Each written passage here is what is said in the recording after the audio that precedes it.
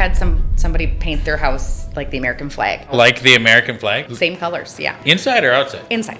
Inside? The whole inside. Inside. Wow. That's yeah, interesting. It was bold. Very patriotic. But it was like, oh my goodness, everybody was panicking just a bit. Yeah. Just going, oh gosh, like what happens if this person backs out? Like Yeah. we're going to spend thousands just trying to repaint these walls.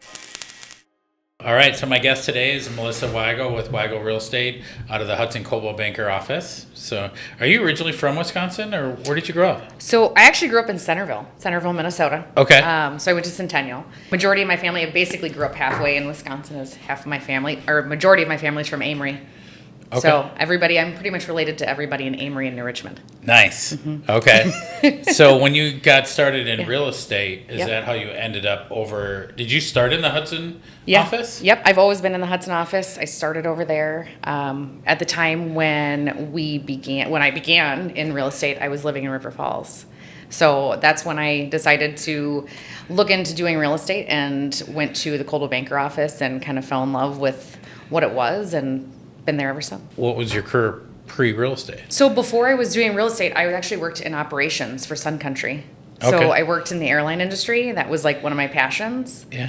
And The airline industry is your passion? It was Okay. literally, I loved Yeah. aviation. Oh, okay. I kind of was one of those kind of aviation nerds, and I loved it. And Yeah. I got into it, and I had been doing it since basically I got out of high school and loved doing it. And then everything happened with Sun Country, and I was working there when Tom Petters was the CEO and so forth. And Yeah. All when- that drama went down? all the drama went down. Yeah. We stopped getting Okay. like paid. It was crazy. And so I finally just said, okay, I'm done. And then my husband and I started having kids, and he said, I kind of stayed home with the kids for a while and said, okay, I'm going to figure out what I want to do. And then finally he was like, why don't you try real estate? Like, you've talked about it. And I was like, I don't want to be a realtor. I don't like realtors. I don't want to be a realtor. And he's like, you should do it. Like, you should do it. I think you'd be really good at it, and you should just try. And so I was like, all right, fine. And the whole idea was, hey, let's go into something to do. Like, I was trying to raise my kids, and I was like, okay, let's do this just to get some adult, interaction outside of the house. And the whole idea was, let's do 5 deals or 6 deals a year and be satisfied. And my first year, I think I did like 17 was the first year. Yeah. I was going to say, I felt Yeah. like you kind of came out of the gates hot. Yes. Right? Yeah. Were you, a lot of people listening here are realtors. Yeah. So how did you do 17 in your first year? Did you source those leads, or? I have this big thing where I really don't work with family. So it wasn't any of my like family stuff. I literally just really pounded hard on social media and making sure, like, putting out ads, making sure people knew that I was there. I went into the office. I was in the office every meeting. I attended every single meeting. Wanted to like soak up everything I could. I was like, I want to learn. I'm big on education. I want to learn. And so I literally just went to every meeting, was kind of talked to all these different agents, did open houses, a ton of open houses for a lot of agents who were senior agents, did these, really, and just kind of took off from there and said, here's my card, and just kind of blew up from there. Yeah. So this was like a decade ago? Yeah, it was like probably over 10 years ago. Okay. Yeah. Yeah. So at that time, there was a powerhouse group of agents that you got to be around. Yes. Which is really cool, because Yeah. the market, it's kind of coming out of the '08 crash. But the agents that were there, like, I can specifically think about it, like, super seasoned. Yeah. Like, they powered through all that, still succeeded. So how cool Yep. is that to be around that group to get to learn from? It was really cool, just because it was a lot of interesting things to learn. When I did join Coldwell, it was a bit of a boys' club. Like, it was a lot of men. Like, it was a lot of men. There was only a handful of us that were female, and it was very interesting learning from everybody and everybody's different take on how they did real estate and how they succeeded, in it. And so I just kind of like just listened. I just wanted to listen and kind of see what did you do? What did you do? And then kind of noted what people weren't doing. And being that it was such a seasoned group, I was the youngest one in the office.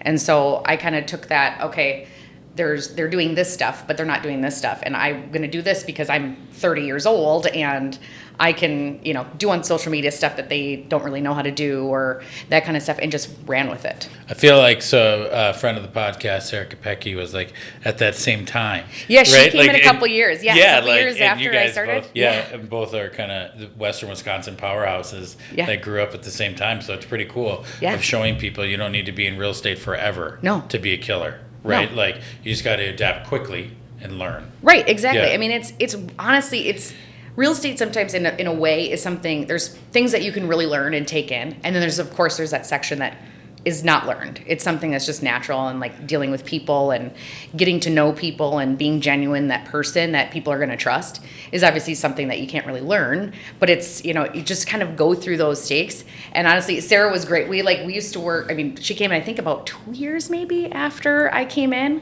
And same thing, like we kind of talked a lot about things, and everybody was really great about bouncing ideas off of each other.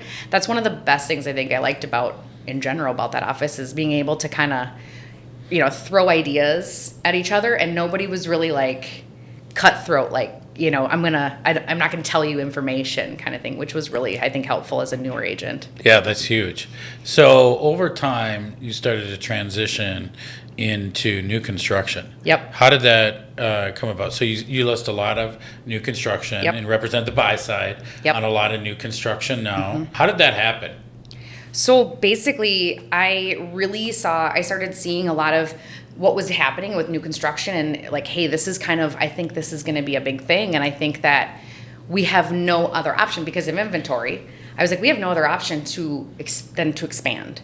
And so what my idea was, hey, I'm going to start showing these houses and seeing these, because there's just not a lot on, and there was a lot of competition, right? As those years were progressing, there was a lot of competition with buyers and so forth of trying to be in multiple offers on houses.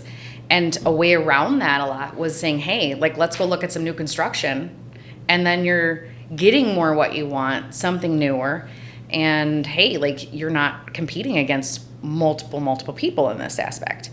And so what I did is I just started selling their houses. And I really was attracted to C&J builders in general, just because I really liked the quality. And I saw the difference when I started showing new construction, and noticed that, like, oh my gosh, they're using solid core doors on $300,000 houses. Like, that was, to me, when I was looking at these different houses, I'm like, this is different. This is just different. And so I really started just selling more and more houses for Jeff. And at that point, then Jeff and I sat down, and I was like, honestly, you could be doing this and you could be doing this, and kind of just gave him some ideas. And then a week later, he was like, hey, do you want to list a house for me? So it was kind of... So it started with one shot. Yeah, literally. Yeah, like one shot, right? Yeah. And then you turn that into a fruitful business now. Yep. Right? Yep. Are you selling like 100 new houses a year, do you think? Yeah, I would say probably about 60%. I would say 60 to 70% in a year is probably new.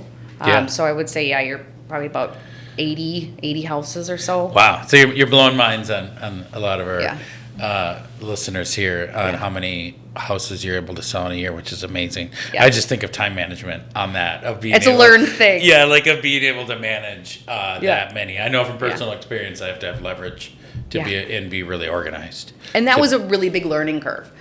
Time management was the biggest learning curve that I really had to learn over time, was because I was, like, my first few years, I was doubling my business every year. It was getting to the point where I was like, oh my gosh, this is wild.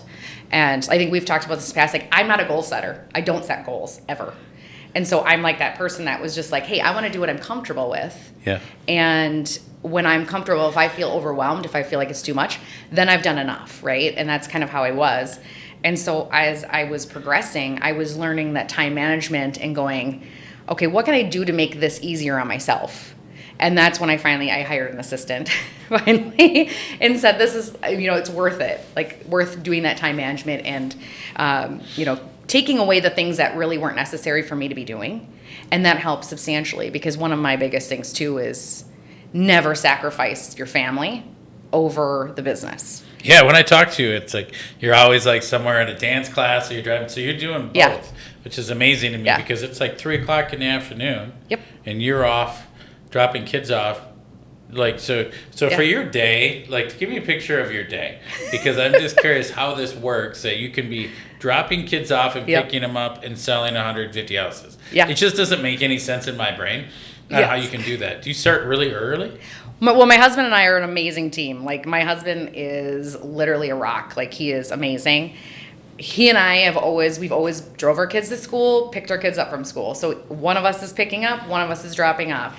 Now with, like, you know, with sports and all the things, you know, as they get older, now it's like he's picking up and I'm going back to the same school to pick up an hour after for, you know, from dance team and hockey and all that stuff like that. So it's usually we are up by 6. Like, we are up by 6, we're getting the kids ready, going to school. One of us is dropping, one of us is picking up.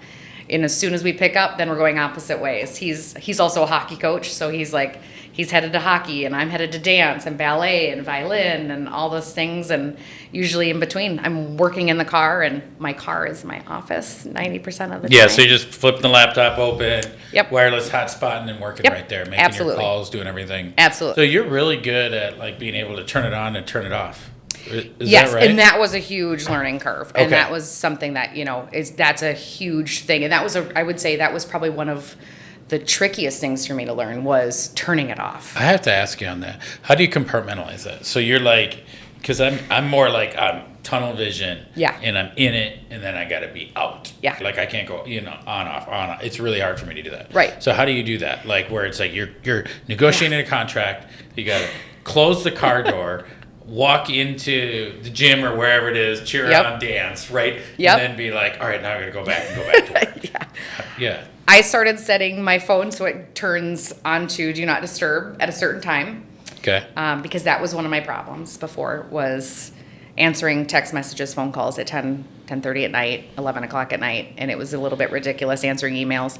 So I finally said no more, and my phone gets shut down at a certain time. Mm-hmm. When my kids are in the car, my kids are used to me having to, like, have conversations with certain people, but other people I'm like, hey, this person can wait.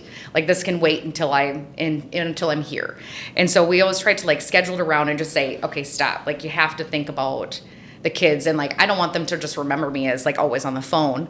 So my whole thing was like, hey, when they're there, like, you need to listen. Like, I need to listen. I need to be there to listen to what they have to say. I want to know about what their day is, how they're feeling. Like, I want to know all the things. Mm-hmm. And so it's just like a mindset thing of, like, just telling yourself and just being like, hey, you have to do this, not just for yourself, but for the person sitting next to you. Yeah, totally. And that was a huge learning thing for me, because I was always scared. Like, you get scared at first, especially when you're newer to the business. Like, oh my God, I'm going to miss a deal. You know, like, I'm going to miss that deal if I don't answer this phone call. Mm-hmm. But you know what? That deal is not really worth the sacrifice over on the other side. No, but as you're growing, there's, like, some desperation, because you're like, usually it's like, I gotta get paid. Yeah. Right? Like, and you're like, oh my gosh. But then once you have enough success, you're like, okay. Right. I'm out of the deal to deal mentality. Exactly. Right? Like, and my best, when they get it from me, is better than the competition. Yeah. So even if it has to wait, it's still better than going to someone else. 100%. Right. And you have to know your worth. And that's the thing is, that's, I think, a lot of the hardest part about being an agent too, is I think a lot of people just don't understand or really know their worth. Mm-hmm. And say, hey, like, if this person, if that client doesn't see how valuable you really are for them, there's always another one that will. Yeah, you got to move on, right? Yep. Yeah. So I want to pull it back to new construction, because this is what I'm really curious on learning more about with you right now. So being fall 2025. Mm-hmm. You know, is there trends that you're starting to see in the last year or two?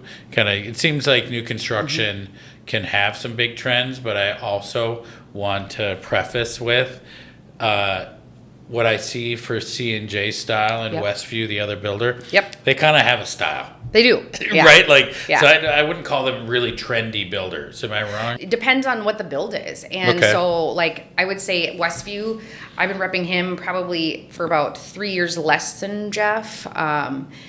For C&J, and honestly, like Aaron, for instance, with Westview, he's more of a traditional builder. He likes that more traditional style, you know, the stained wood and so forth, but it's quality, and that's what's really, really great about it. And that's coming back. Yeah, like that's what's interesting. It's doing full circle. Yeah, like it was like everything was stained woods. Yes. Then it was like white palette. Yes. White and gray. Yeah. Right? Like, and now I'm seeing stained woods. Yeah, coming back. Yeah. Which I love. Because we were getting so sick and tired of like the constant like paint all the wood. And so, I mean, but like C&J, like he will put more, like the trendier stuff into the houses, but he still wants to keep that, that solid wood and wants to keep the quality of it. He just didn't want to also go so trendy that it was going to sacrifice the quality of the work. Sure. And so that was what's really, I think, has always been really cool about both of them, is that they really are they've always stood by what they really believe in, and which was a quality build. And that's what they wanted people to feel like is, hey, you can still get a quality house.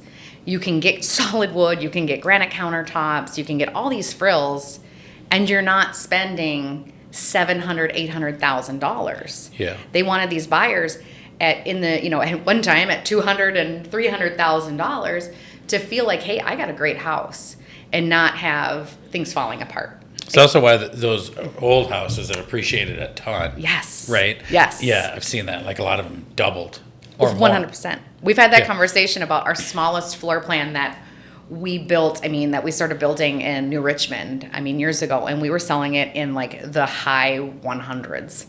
And now that thing has doubled in value, and you're like, wow. Really? Can you remember those times when we were selling it for that? Yeah, build it in 90 days too. Yeah, exactly. There's two sides to it. So cool. I think that's important to note for listeners here, is these builders are building affordable homes. Yes. Right? So when you're talking about quality, the issue is in that demographic, it can be crappy. Right? Like some of the competitors don't build a very high quality home, where they've always been known to build a really solid product, of which I will hear about warranty issues, for my post-closing calls. I don't really hear a lot for them on that. Yeah, we've come up with a lot of, and that's one of the things too, is over the years, like some people have had a hard time understanding, like, hey, we're not a big box builder. We're not a big box builder. Like, we're building, there's so many people on staff. It's the same subs that have been working with C&J for such a long time. These guys know what they're doing, and saying, hey, like, it's like a family company here, and so it's really wanting to like show people, hey, we really do care, and going and taking care of the things that some other builders, like some people I've heard, that have built with other builders, that I've been calling my builder for months and can't get a hold of them, and this has happened, and what do I do? Yeah, so let's rattle off some stats so people know. Average price point, what are you seeing right now?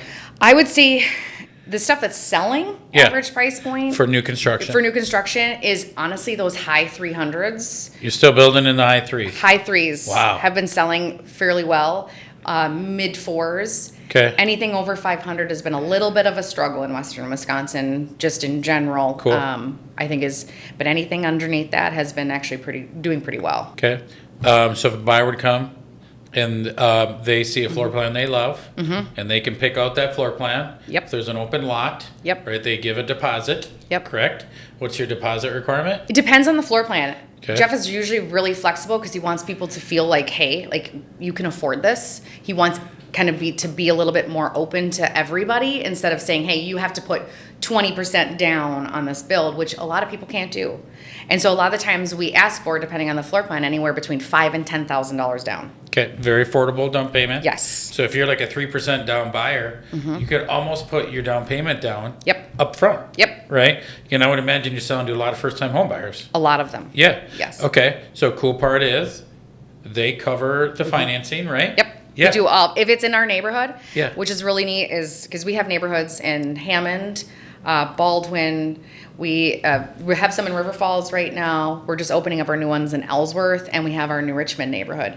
And if it's within one of our neighborhoods, they will finance their build. How beautiful is that? So what that means is they give a deposit. There's no payments. Like during the process, no construction loan. Nope. So we don't have to go through a double qualifying or anything like that. Right. So, and then, I know on our end, we just start working on the financing like 30 to 45 days before closing. Yep. Right? Yep. Order the appraisal up front. We get it ahead of time and then do a final inspection. Yep. Right? Which is super cool. Yeah. So simple. Yeah, it's super simple. That's right. Yeah. So do they still get to pick paint colors? Yes. So like fixtures? Fixtures, yep. So they get to pick their own fixtures. They get to do their countertops. They get pick their wood. They get to, we have couple different types of wood, different stains. They get to pick, their flooring. They get to pick their carpet and their LVP. And if they're adding a tile shower, they get to go and pick out their tile shower. They get to pick the color of their appliances. Cool. So many people come into our selections meetings too and go, I never expected I could pick this much out. Yeah, so you can't let them do like pink or something because it has to be marketable, yes. right? Like, so that when you're only getting $5,000 down, you have to be able to say we can sell this to someone else. Right. Yes, we have we have a very hefty amount of selections that people can pick from. Of course, we do have like a little like snippet in there saying, okay, if you're picking out like bold colors, like we've had some people pick out some pretty interesting things. There's a little bit of an extra. Like a deposit or something? Yeah. Because we have to be able to like repaint that. Or, we've had somebody paint their house like the American flag. So we have to be able to, Like the American flag? The same colors, yeah. Really? So the very walls, bold. very bold. Inside or outside? Inside. Inside? The whole inside. The whole inside? Yeah, the whole inside. Wow. That's interesting. It was bold. Very patriotic. It was very patriotic. Yeah, but it was like, oh my goodness, everybody was panicking just a bit. Just going, oh gosh, like what happens if this person backs out? Like we're going to spend thousands just trying to repaint these walls. And this isn't going to take 2-3 paint coats. It's going to take 5 or 6. Yeah. Well, then you get the money down on that. And exactly. That insulates everybody, right? Yes, absolutely. Yeah, cool. All right. I got some more questions for you. Yeah. On the new construction side of things. How are you helping, since you're an independent agent, right? You're not employed by the builder. No. You rep the builder. Correct. So how do you help them decide between new construction and existing? So a lot of the times, because I do a lot of previously owned as well. So I'm doing quite a bit of previously owned as well. And one thing is I have had a lot of clients who I have started helping in the process of buying, previously owned home and realizing and seeing what they're liking and what they're not liking. And then going, hey, have you considered this? And like just showing them, just saying, hey, let's just take a minute to go look. Because I think you're going to be surprised at what you're going to find for the same price. And some people, I think, don't realize that they can afford new construction. I think is one of the biggest things. Is you have a lot of clients who say, "Hey, I don't think I can afford to buy something brand new." And then you show them, and they're like, "Wait, what? I have a warranty. I can pick out everything. I don't. It's a brand new house, so I don't. I don't have to worry about what so-and-so did in the house before or how they maintained it." It's really about just kind of listening to the client and going, maybe you would really like new construction, because you do have those people that go into houses and they're like, ugh, I don't like the paint color in this house, or why did they do that, or so forth. And it's really at that point you kind of say, hey, this is an option. And I think agents can do that really well too by like giving it as an option. But I do think a lot of agents are a little bit nervous too about new construction and showing their clients new construction because I think they're scared that either A, they're going to get cut out, or B, I think they're like, I don't know how to explain any of this stuff. And I've talked to so many agents too where I'm like, hey, if you have questions, call me. Like if you have questions and you like want to bring this up to your client, call me. I will walk you through some talking points to talk to your clients about new construction just to get them in the door. If agents are doing their job right now and they're following the rules since last year, you shouldn't be worried about getting cut out anymore, right? Like if you're signing your representation properly, that fear is gone. It should be gone. Yeah, right? Like, so if you're still worried about that, just do your job. Right? Like, and there's so many that are. They're scared to do it. And I'm like, don't be scared. We are not going to cut you out. If you make sure and you do your job and teach your client correctly and say, hey, I'm working with so-and-so, we're not going to cut you out. We want you to be involved, and we want you to be as involved as you want. Or, hey, come bring your client here and walk away, and at the end, you'll get paid. Yeah, I think what I hear about is, and I hear it on both sides, is the client goes to the builder. They never talk to their realtor about, never even had a conversation, and they signed a purchase agreement. Right? And the realtors had nothing to do with it whatsoever. And like 90 days later, they raise their hand. Yeah, like that's where you guys get annoyed. Like, and I've had it. Yeah. Too many times. This is not the same thing. Yeah, and that's usually when it is. It's 60 or 90 days later, and you're like, where were you for the last 60 to 90 days? Like, if you would have called me 2 days after it happened, I wouldn't work with you. I want to make sure, like, because I'm obviously I'm an agent too. I'm an advocate for you. I want to make sure that we're all getting paid. But I'm like, hey, if you're you're gone. Like, how did you not reach out to that client within the last 60 to 90 days? Like, how did you not know? And so we have had those a lot where they're like, oh, well, I'm working with that client. I'm like, I don't know what to tell you. This is the first I've heard of you. And that's it. You feel it's unfortunate, and it happens. But as I say, train your clients, make sure that your clients know, like, hey, bring it up and say, hey, I'm working with this person. Oh, great. All right, another question for you. How do you advocate for your clients with builders? And you work primarily with the builder, not the developer, during the process. So, like, how are you advocating for them? Because I feel like sometimes builders are like number crunchers, right? Like, versus like big picture. Yep. Like, so what are you doing to advocate for them? Education, being really forthcoming with people, I think is really important. A lot of the times too, especially because I do a lot of both sides on these deals, I'm really talking through the process with those clients and making sure that they really understand and feel comfortable with it. And so that's one of the biggest things I think is the best thing you can do to advocate for your client is to teach them, is to educate them in the process. So, because one of my biggest things, and I say it to all my clients, they probably get sick of hearing it, is I always say, my job is to educate you. It's your job to make the decision. So I want you to feel comfortable and confident to be able to know, like, hey, I know what to do next. And so we send out a lot of emails and stuff to our clients as we're going through the process as well, and saying, hey, this is what the next step is. Here's your next step. If you have questions, hey, reach out. These are our common questions we get, like, reach out, ask. And I always tell people, I'm like, call me anytime you have questions, you're going to call me. You're not going to get a member of my staff. You're not going to get one of my assistants or something. Call me. Like, you have my cell phone number. I want you to ask the question, no matter how dumb you think it is. Ask the question, because an educated person is going to be more successful in the end. Really. I mean, and there's just too many people that have zero idea at the end of the day. These clients have no idea what's going on. And to me, I'm like, I want you to really understand the process. I'll teach you real estate 101, just to make sure that to get the whole deal done, just so you feel confident.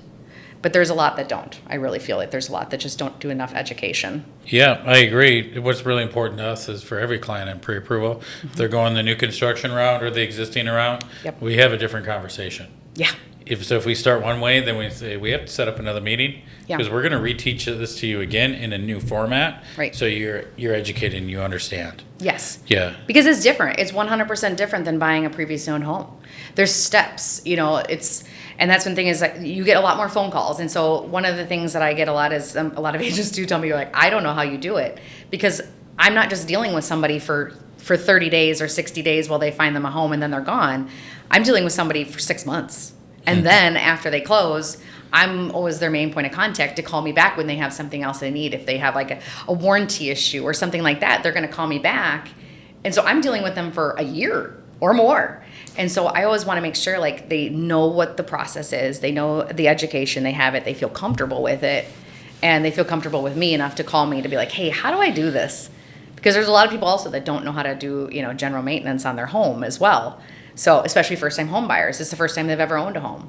So it's all about education. Yeah, like the dishwasher got clogged. Yeah. No, that's not your builder's fault. Yep. Right? Yes. Like, yeah. Yes. But We put a hole in the wall when we were moving in. Can you come fix it? Yeah, totally. So speaking of new construction, you can get clients that over upgrade, right? Yeah. So how do you help guide them on what should they do today versus what do you do later on? So that's one, I would say that's one of the biggest differences with C&J and Westview in comparison to a lot of builders. Because I've also helped a lot of other clients buy new construction with other builders, and I can definitely have seen the differences, and it's kind of wild to me that just how different everybody is.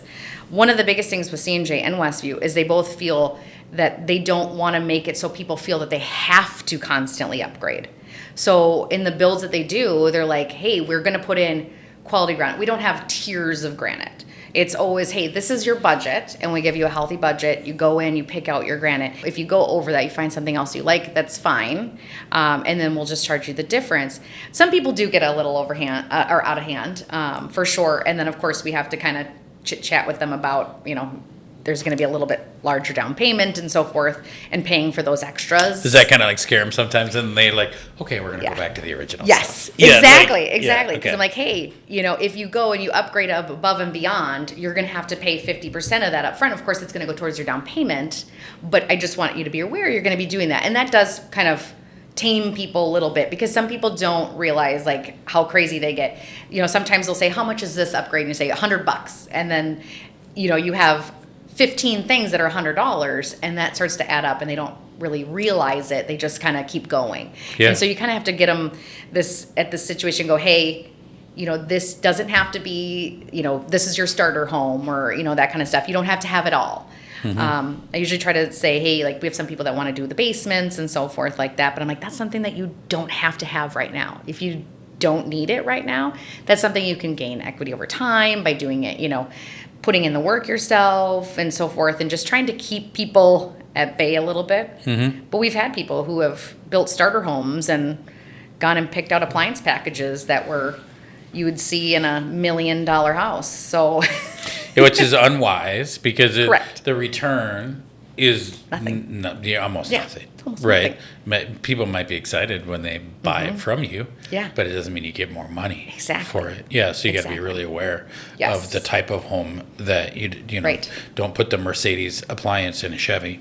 Yes. Because no matter what you do to it, it's still a Chevy. Right. Right, like Yeah. so you got to be aware of that line. Sure, it can be great and Yeah. last forever. Yeah. You just got to be aware of what you're buying. Yes, and I've had that conversation with people quite a few times where they've asked about certain upgrades that they've seen and on TV and so forth like that, and we have that conversation about what that's going to do for your value. For this is what the cost is. Is that something you really need right now? And how do you if you were to go to sell in 2 years, I know you're saying you're not going to, but we know that that's not always reality. Mm-hmm. Are you going to get your money back out of that? Yeah, a couple conversations I like to have with clients on the financing side, because we financed probably 1,000 new construction houses, is, okay, if you're going to wait to do the deck or to do the basement, where's that money coming from? Right? And a lot of times what they don't think about is, like, if you're a first-time home buyer, maybe you have the income, but you don't have the assets. So, like, you can afford to put 5% down, but your income's great. Yeah. You can afford a little bit higher payment right now. It's like, when you go to put that deck on, decks are crazy expensive now. Ridiculous. Yeah, so where's the 10 grand, 20 grand coming from? Yeah. In 2 years. And they're like, well, I don't know. It's like, okay, are you sure you don't want to just add it on now? Mm-hmm. Like, your payment goes up $150, and now you got the deck or the basement, the same kind of thing. Yep. Yeah, we're going to finish the basement in a few years. Cool. Okay, so how are you going to pay for it? Yep. It's like, you don't have the equity because it's not done. Right? So then it really makes them kind of scratch their head of, like, if you can afford it and it's in your budget, maybe you should consider doing it up front. We're not talking about going crazy on the house. We're just saying, don't cut the budget so light that then all of a sudden you're going to be desperate to have it in a short period of time. Right. And then you have no cash to get it, because it's easy to finance. Yeah. It's hard to come up with capital. Exactly. It's hard to come back after the fact and go, oh, I need that $20,000 to put the deck on. I mean, because now decks, you're looking at how expensive they are in comparison to what they were. I mean, wow. I mean, you're buying a car at this point now. I mean, that's just with the cost of cedar and Trex have gone up. I mean, there's almost very little difference between cedar and Trex. Really? Yeah. Cedar and Trex is similar in price. Huh? Yeah, it's just for a little bit more, you might as well go to that. Yeah. It's just, it's some people you really have to kind of go through and you talk to them about what their goals are and how is this something you really want? Is this something that are you going to use it all the time? Is this something that are you deck people? You hang out on your deck and grill all the time and so forth, and discuss that with them, because some people will just also too, they'll take their entire budget and just keep spending, like, oh, well, I'm approved for this much and let's just keep going up to that amount. Mm-hmm. And then you kind of have to talk them off the ledge a little bit and say, are you sure you want to go to the max? Yeah, and this is really important in the price point that you're at. Mm-hmm. We're not talking about inner suburb $800,000 homes. We're talking about small rural communities where the average sale price is lower. Yeah. Right? Like, the average sale price is not $600. The whole community's average sale price could be sub $400. Mm-hmm. right? So if that in some of the communities. Yeah, so we just got to understand where we are Yes. and build a home to that market too. Because like you're saying, if you're a first-time home buyer, you could be in that home for 5 years. Things change. Right. Right? You could have your second kid or your third kid and say, this is just not going to work. Which I've been getting a lot. I get a lot of those phone calls, because I do get a lot of those repeat people who I helped build their houses and now they're ready to upgrade. And it's only been 2 years, 3 years, and now they're going, oh, we're having another baby or this and that. We're going to need another bedroom and so forth, and trying to figure out that next step. And it's a lot of times it's those people too. They're like, oh, we're going to be here for such a long time. Yeah, because they built the house and it's only a 2-bedroom. Right. They went for the most affordable. Yep. So you can do 2 bedrooms upstairs, 1 bedroom in the basement. Yep. Right. Now you have your second kid and you're like, what am I going to do? Exactly. Put them in the basement. Right. It's like, well, house doesn't work anymore. Yep. It's like, but we bought a really affordable home, so this thing can sell like that. Yep. So then you're helping them build another one. Yep. A lot of the times they're coming back. We have a lot of repeats. You do. Yes. Will you let them be contingent? Yes, we will. You we will? do. Yeah, Okay. we do let people be contingent upon their home sale. So that is, obviously one of the things that you're not seeing as often anymore. Yeah. We're letting them be contingent, especially if they've purchased with us before, because we have a lot of repeats. I have helped numerous clients build their second, third, and fourth C&J home or Westview home, and they just keep coming back, and they're just "We'll like never go back." upgrading or changing locations. Yeah, we've had some Okay. people where they'll upgrade and then they'll downgrade a little bit, and like, oh, we wanted something smaller, and then sometimes they'll go back they'll go back again to the bigger one. Yeah. And so it's just everybody's life is different, and the way that their path is. They're like, we're having a baby, or the kids are getting older or moving out, and so forth, and we're just moving them into a different stage. Cool, love it. So, so you get an opportunity then to market to those clients, which is cool, right? So, as a realtor and building your business, you get to then help them, even if they don't do new construction. I'm assuming you market back to them, right? Yeah. To then help them, upgrade or move again, which is Yes. really great, Yeah. right? That's a beautiful feeder system to your database 100%. of relationships, right? Yeah. So now that database is probably big for you now. Oh yeah, it's pretty outrageous, and we try not to bombard our clients with all of the things, but always trying to reach out, continuously reach out a couple times a year, making sure that they know that we're still around, and a lot of these people too, like I said, they'll call me years later, especially new construction clients. They'll call me years later for things, especially when we had hailstorms. I had people that we built 4 years ago calling me and saying, hey, can you tell me what my siding color was and where it came from and my roof color? It was a great opportunity to reach out to people. Yeah. And talk to them, like, hey, you got hit. Do you want to know what your siding color is? That kind of stuff. And people were like, yes, I was going to call you. And it's a perfect, honestly, it's a great resource to keep coming back. That's awesome. Then you can help your subs too. Yeah. Right? Yep. With additional business. Yep. So Absolutely. that's super, super cool. I usually go to them first. Yeah. I love it. For agents, is there anything else they should know about the new construction realm that's really important that you see that they can often overlook of where they should or shouldn't be involved in the process? I always say, it's really great to let the builder rep know right off the bat, hey, I love when agents come to me and say, hey, I want to learn. Can you teach me along this way? And I'm like, absolutely. I would love to. I would love for you to be a part of the process. Some agents, especially a little, more senior agents too, are like, hey, well, so you just take these people and, whatever. And I know, you know what you're doing, whatever. Let me know if you need something. And they're just gone. And I'm totally fine with that. I love when agents are forthcoming with me and saying right up front and saying, hey, I have no idea about any of this. And just saying, hey, either teach me or I'm going to stay out of the way. So I would say, be honest, be really honest with the builder rep, especially. You don't need to know everything. But hey, if you want to learn something, let me know. But also there's, you have some agents who I think their clients want them to be a little bit more involved. And I think there's some that just kind of disappear and then their clients are a little bit frustrated. So I would say, hey, talk to your client, find out what they want. Do they want you to be around? Do they not want you to be around? Hey, do some research in that, because I will say, and just for agents' knowledge, is I get a lot of clients, or I get a lot of clients that come to me who have built that I didn't rep. Coming, in the first portion when they built, they'll come to me to sell that house because their agent was missing. So I'll get these clients who they'll come and they'll say, hey, yeah, I know that you didn't help me build it. I mean, because you weren't repping me, but you rep the builder, and we really liked working with you and we talked to you so much, we want you to sell it. So I'm getting all these repeat people from that I didn't rep in the first place. So I'm like, hey, be involved, see what your client wants. I would, make an effort to do that. Yeah, you should be doing a weekly check-in with your client regardless, even if there's nothing going on. Yep. Just to be able to answer questions, right? Like as they're on the buyer's agent side. Right. Checking in with them, just a quick check-in every week. Hey, you got any questions on your build? Yep. I can help connect with Melissa to see if there's anything I can help you with. Otherwise, everything seems like it's on track. Yeah. People think that that's not a valuable check-in. That it's is so valuable. Yeah, because of the relationship, like you're saying, is keep the relationship going. You have to keep it never ends actually. It's true, because I will have people who will forget who their agent is during the process of build.